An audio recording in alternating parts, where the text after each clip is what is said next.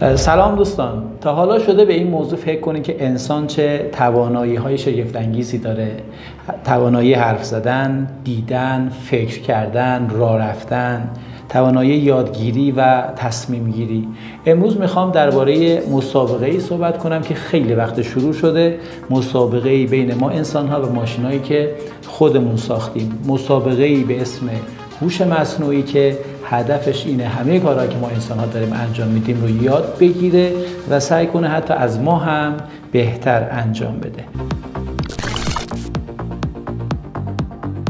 در این ویدیو به زبان ساده میخوام یک تصویر کلی از هوش مصنوعی که این روزها هم خیلی پر سر و صداست بهتون بدم و حوزه‌های مختلف اون رو معرفی بکنم. پس اگه میخوایم بدونین هوش مصنوعی تا کجا تونسته پیش بره و مثل ما انسان‌ها بشه و در چه زمینه‌هایی هنوز راه زیادی داره، تا آخر این ویدیو با من همراه باشین.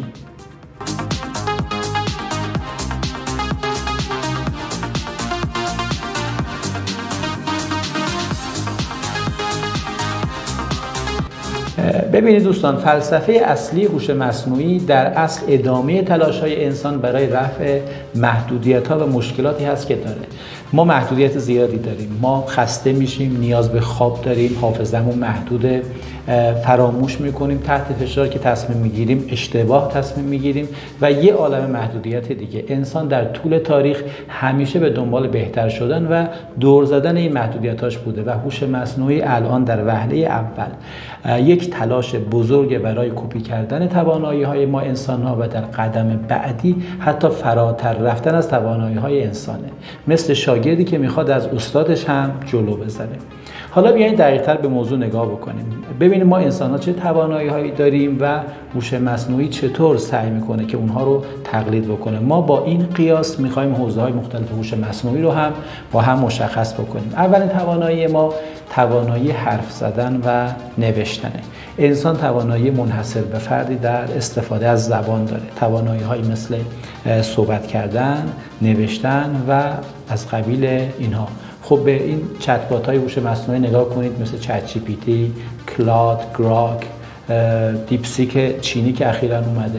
اینا دقیقاً سعی میکنن همین کار ما رو انجام بدن، یعنی تقلید صحبت کردن و نوشتن ما. البته گاهی وقتا خب چرت و پرت هم میگن، اما خب بعضی از ما آدم‌ها هم همینطوریم دیگه بعضی اوقات. دومین توانایی دوستان توانایی دیدنه. چشمای ما اطلاعات بصری رو پردازش میکنن و با سیگنال های خاص میفرستن به مغز. حالا بینایی ماشین یا کامپیوتر ویژن چیکار میکنه؟ دقیقاً همین کار رو از تشخیص چهره تو گوشی شما گرفته تا خودروهای خودران و بدون راننده که این روزا حرفش هست، دقیقاً از این موضوع استفاده میکنن. جالب اینجاست دوستان، تو بعضی از زمینه‌ها مثل تشخیص بیماری از روی تصاویر پزشکی، هوش مصنوعی داره از دقت چشم انسان هم جلو میزنه. توانایی بعدی ما انسان‌ها راه رفتن و کارهای مهارتی است که با دستمون انجام میدیم.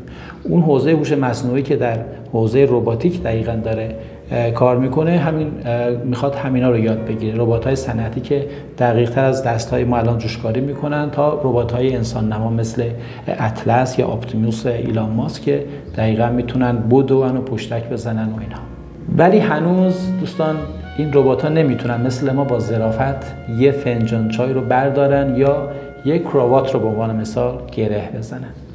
توانایی بعدی انسان توانایی یادگیریه. انسان موجودی یادگیرنده است، در معرض تجارب مختلفی قرار میگیره، یاد میگیره.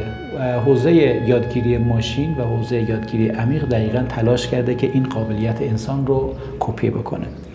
و آخرین توانایی که میخوایم صحبت بکنم توانایی تصمیم گیریه. ما انسان ها با داده ها و اطلاعاتی که بهمون میرسه تصمیم گیری میکنیم. به عنوان مثال با یه فرد مصاحبه میکنیم و با اطلاعاتی که ازش به دست میاریم تصمیم میگیریم که ایشون رو استخدام بکنیم یا نه. سیستم های تصمیم گیری هوش مصنوعی هم دقیقاً سعی میکنن همین کار رو انجام بدن، از الگوریتم هایی که تصمیم میگیرن کدوم محصول رو به شما پیشنهاد بدن یا سیستم های پیچیده‌تری که در مورد وام دادن در بانک ها تصمیم میگیرن.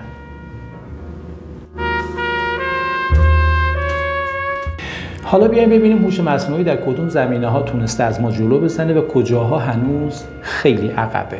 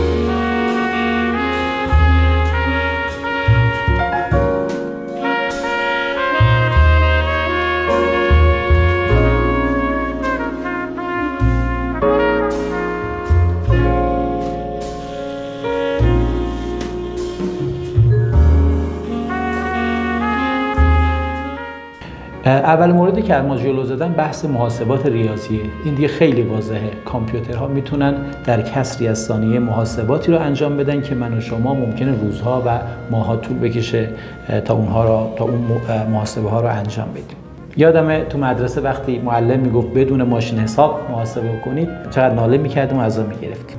دوم مورد بازی‌های استراتژیک. دوستان از شکست گری کاسپاروف روس در شطرنج گرفته تا شکست بهترین بازیکن بازی‌های گو که اخیراً توسط آلفاگو گوگل اتفاق افتاده، تو این زمینه واقعاً هوش مصنوعی دیگه ما حریفش نیستیم. مورد بعدی جستجو در داده‌های عظیمه. تصور کنین بخواین تمام کتاب‌های یک کتابخونه بزرگ رو بگردین به دنبال جمله یک خاص، شاید سالها طول بکشه، اما هوش مصنوعی این کار رو در چند ثانیه انجام میده. تشخیص الگوها و پترن‌ها. هوش مصنوعی میتونه الگوهایی رو در داده‌ها پیدا بکنه که برای ما غیر ممکنه، مثلا در بازار بورس یا پیشبینی آب و هوا و اینجور چیزا. کجاها هنوز از ما عقبن؟ اول مورد هوش عاطفیه. هنوز هیچ هوش مصنوعی نمیتونه واقعا احساسات رو درک بکنه. میتونه تشخیص بده یه متن غمگینه یا ساده، اما معنی واقعی این احساسات رو نمیفهمه. مثل اینه که یکی بتونه بگه این آدم داره گریه میکنه بدون اینکه بدون گریه کردن چه حسی داره یا اصلا چرا کسی باید گریه بکنه. دومین موردی که هوش مصنوعی هنوز نتونسته کاری زیادی بکنه خلاقیت اصیله. هوش مصنوعی میتونه تقلید کنه، ترکیب کنه و حتی چیزهای قشنگی از این ترکیب درست بکنه، اما همش بر اساس چیزهایی که قبلا یاد گرفته و مثل یه هنرمند نمیتونه از هیچ یک کار نو خلق بکنه. مورد بعدی درک زمینه و در واقع یه سری اطلاعات بدیهی هست. به عنوان مثال برای ما بدیهیه که نمیشه از دیوار رد شد و یا اگه بارون بیاد خیس میشه، ولی برای هوش مصنوعی اینطوری نیست. شما ممکن از هوش مصنوعی بپرسین چجوری یک فیل رو در یخچال جا بدم، احتمالاً بهتون میگه که میتونی فیل رو به قطعات کوچکتر تقسیم بکنی. تصمیم گیری اخلاقی. دوستان هوش مصنوعی هنوز نمیتونه به طور مستقل تصمیم‌های اخلاقی پیچیده بگیره، چون درک عمیقی از ارزش‌های انسانی نداره. با نکاتی که گفتیم حالا بیاین حوزه‌های مختلف هوش مصنوعی رو با هم ببینیم که هر کدوم از این حوزه‌ها سعی کرده یک سری از توانایی‌های ما رو هدف قرار بدن و یاد بگیرن. اولین حوزه پردازش زبان طبیعی یا NLP هست. این حوزه سعی داره توانایی ما در حرف زدن، نوشتن و فهمیدن زبان رو تقلید بکنه. از چت‌بات‌ها گرفته تا مترجم‌های خودکار دقیقاً سعی می‌کنن این کار رو انجام بدن. ببینید همین چند سال پیش مترجم‌های کامپیوتر واقعاً افتضاح بودن. احتمالاً یادتونه گوگل ترنسلیت چه ترجمه‌های عجیب غریبی در واقع در گذشته میداد، اما الان ترجمه‌ها خیلی بهتر شدن چون هوش مصنوعی داره کم کم منظور ما رو بهتر میفهمه، نه فقط کلمات رو. حوزه بعدی بینایی ماشین یا کامپیوتر ویژن هست. دوستان این شاخه از هوش مصنوعی میخواد مثل چشمای ما ببینه، تصاویر رو درک بکنه، از تشخیص چهره گرفته تا خودروهای خودران در این حوزه قرار میگیرن. فکرشو بکنین الان گوشی شما میتونه به محض دیدن صورت شما قفلش باز بشه یا دوربین‌های امنیتی میتونن افراد مشکوک رو شناسایی بکنن.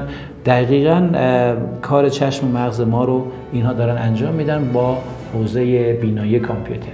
حوزه بعدی حوزه رباتیک. دوستان این حوزه سعی داره حرکات فیزیکی و مهارت دست ما رو تقلید بکنه، از بازوهای رباتیک در کارخانه‌ها گرفته تا ربات‌های پرستار و به زودی ربات‌های پیشرفته تری هم میان. البته فعلا اگه یک ربات رو بفرستین خونه مادر بزرگتون به عنوان مثال بهش کمک بکنه، احتمالا مادر بزرگتون بیشتر باید به ربات کمک بکنه، چون هنوز راه زیادی مونده تا کاملا همه کارا رو بتونن انجام بدن. حوزه بعدی دوستان یادگیری ماشینه. این شاید مهمترین بخش هوش مصنوعی، چون هوش مصنوعی که بتونه مثل ما یاد بگیره میتونه خودش رو هم هی بهتر بکنه و اینجاست که در واقع خطرناک میشه. حوزه بعدی تصمیم گیری هوشمنده. این حوزه میخواد مثل ما تصمیم بگیره، از توصیه‌های خرید آنلاین گرفته تا تشخیص بیماری با توجه به اطلاعاتی که دریافت میکنه و دانشی که بهش داده شده در اون آموزش سعی میکنه که تصمیم درستی بگیره. البته نکته اینجاست که بعضی تصمیم‌های ما بر اساس چیزهایی که هوش مصنوعی نمیتونه درک بکنه، مثل حس ششم یا شهود. حالا سوال بزرگ اینجاست، آینده این مسابقه بین انسان و هوش مصنوعی چی میشه؟ آیا روزی هوش مصنوعی در همه زمینه‌ها از ما جلو میزنه؟ به نظر من جواب پیچیده است. در برخی زمینه‌ها مثل محاسبات و پردازش داده هوش مصنوعی قطعاً برنده است، اما در زمینه‌هایی که به عمق انسانی نیاز داره مثل هنر، خلاقیت، همدلی و درک اخلاقی هنوز راه خیلی طولانی در پیش داره هوش مصنوعی. نکته مهم اینه که هدف از توسعه هوش مصنوعی نباید فقط رقابت با انسان باشه، بلکه باید همکاری با انسان باشه، مثل یک دستیار قدرتمند که نقاط قوت ما رو تقویت میکنه و در نقاط ضعفمون هم بهمون کمک میکنه. تصور کنید پزشکی که با کمک هوش مصنوعی بیماری ها رو دقیق‌تر تشخیص میده، یا معلمی که با کمک هوش مصنوعی میتونه به هر دانش آموز با روش یادگیری مخصوص به خودش آموزش بده. این میتونه در واقع اون نکات مثبت هوش مصنوعی باشه. در نهایت شاید بهترین نتیجه این مسابقه نه برد انسان باشه نه برد ماشین، بلکه یک همکاری قدرتمند باشه که به نفع در واقع همه انسان هست. خب دوستان، امیدوارم تونسته باشم یک دید روشن از هوش مصنوعی و رابطه‌اش با توانایی‌های انسانی بهتون بدم. ما دیدیم که هوش مصنوعی در اصل تلاشی برای تقلید و بهبود توانایی‌های انسانی و رفع محدودیت‌هایی که ما داریم. در برخی زمینه‌ها مثل محاسبات و پردازش داده از ما جلوتره. در زمینه‌های مثل خلاقیت، هوش عاطفی و درک عمیق معنا هنوز راه زیادی داره. هر حوزه هوش مصنوعی داره یک توانایی خاص انسان رو هدف میگیره. به نظر من هوش مصنوعی میتونه مثل اهرمی باشه که توانایی‌های ما رو تقویت میکنه، به شرطی که یاد بگیریم چطور باهاش همکاری کنیم، نه اینکه فقط ازش بترسیم یا بیش از حد بهش وابسته بشیم. نظر شما چیه؟ فکر میکنید کدوم توانایی‌های انسان برای هوش مصنوعی سخته که تقلید بکنه، یا فکر میکنید در آینده هوش مصنوعی چه کارهایی میتونه انجام بده که الان به نظر غیر ممکن میاد ولی در آینده احتمالاً اتفاق خواهد افتاد؟ حتما نظراتتون رو تو بخش کامنت ها بنویسید. اگر از این ویدیو خوشتون اومد لطفاً لایک کنید و اگه میخواید ویدیوهای بیشتری در مورد هوش مصنوعی به زبان ساده ببینید کانال ما رو سابسکرایب بکنید و اون زنگوله رو هم فشار بدید. تو ویدیوی بعدی میخوام درباره ابزارهای هوش مصنوعی که میتونن همین الان در اختیار ما قرار بگیرن و زندگیمون رو راحت‌تر بکنن صحبت بکنیم. تا اون موقع مراقب خودتون باشید. خدا نگهدار شما.